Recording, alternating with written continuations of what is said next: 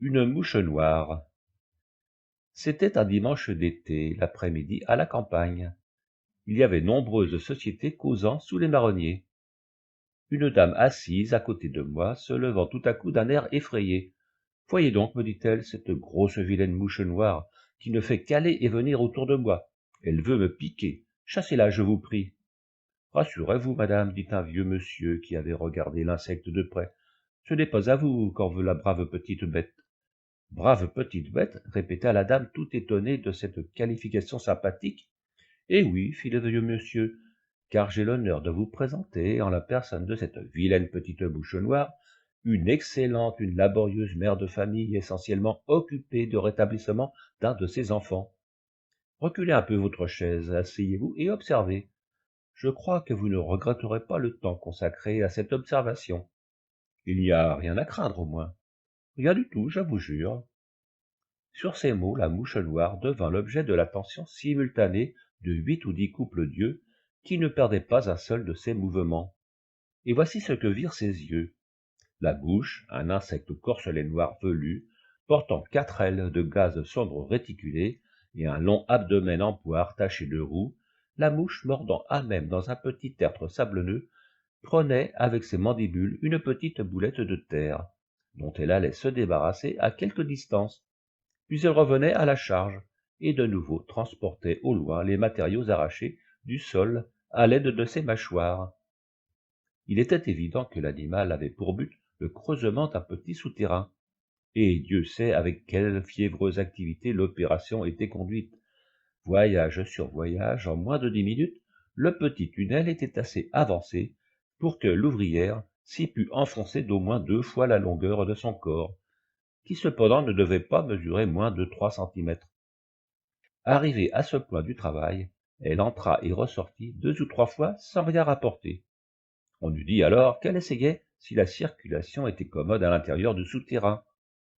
Puis elle chercha dans le sable des environs un petit caillou de la grosseur d'une graine de chènevis, qu'elle prit et vint placer à l'entrée, puis un second, un troisième, et ainsi de suite, jusqu'à ce que le trou fût complètement dissimulé sous ces entassements rocailleux.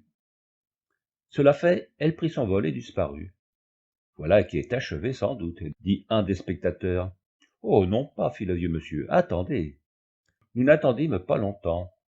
La grosse mouche revint, moitié volant, moitié marchant, portant ou plutôt traînant une chenille verte, qu'elle déposa à quelques centimètres de l'entrée close. Le vieux monsieur nous fit remarquer que cette chenille, quoique fraîche et dodue, ce qui indiquait qu'elle devait être bien vivante, semblait engourdie, car elle gisait étendue là comme un bloc inerte. Elle est, nous dit-il, dans un état analogue à celui d'une personne éthérisée, vie parfaite mais complète insensibilité. Il la toucha, la piqua du bout d'un brin de paille, sans que le moindre frémissement se manifestât dans la masse charnue de la malheureuse larve. La cause de ce singulier effet, demanda l'un de nous. La mouche l'a piquée, et soit qu'elle ait su trouver pour la blesser un nerf dont la lésion produit l'insensibilité de tout l'organisme, soit qu'elle ait fait couler dans la plaie une gouttelette de liqueur stupéfiante. Cette chenille est littéralement en léthargie. Mais dans quel but? Patience, regardez. La bouche noire était tout occupée à tirer de côté, un à un, les petits blocs de pierre dont un instant auparavant elle avait fermé l'orifice de la galerie creusée par elle. La travailleuse, ne s'octroyant aucun répit, eut bientôt fait place nette. Puis elle revint vers la chenille, qu'elle saisit par la tête et qu'elle eut bientôt entraînée dans le souterrain, où elle disparut avec elle. Pendant que nous attendions sa sortie, tout ce que vous avez vu faire, nous dit le vieux monsieur, a été fait en vue d'un seul œuf, que la mouche pond et fixe en ce moment sur le corps de la chenille. Le ver qui dans quelques jours naîtra de cet œuf, animal carnassier par excellence, aura besoin d'une proie vivante. Cette proie, il la trouvera dans le corps de la chenille, immobilisée par la piqûre de sa mère. Il s'en nourrira pendant la première période de sa vie. À la suite d'une métamorphose, il quittera l'obscur séjour pour la vie aérienne. À cette époque-là, la mère mouche sera morte depuis longtemps, de telle sorte qu'elle aura travaillé avec l'unique visée de venir en aide aux premiers besoins d'un enfant qu'elle ne doit pas connaître et qui ne la connaîtra pas. Savez-vous rien de plus touchant parmi les hommes qui prétendent volontiers au privilège exclusif des sentiments désintéressés. La voilà, la voilà! Ces exclamations saluaient la réapparition de la mouche, qui, à peine sortie du trou, s'était déjà remise en devoir d'entasser de nouveau à l'entrée les rochers qu'elle avait laissés aux alentours. Par-dessus les blocs, elle repoussa soigneusement le sable, à l'aide de ses pattes, jusqu'à ce que rien, dans l'aspect de ce lieu, ne pût faire supposer qu'une cavité y avait été pratiquée. Elle voltigea ensuite un instant au-dessus du tertre, comme pour s'assurer, d'en haut, qu'aucun indice ne divulguait l'existence du précieux dépôt, confié par elle à ce coin de terre. Puis elle s'élança vers le ciel, où nous l'eûmes bientôt perdue de vue.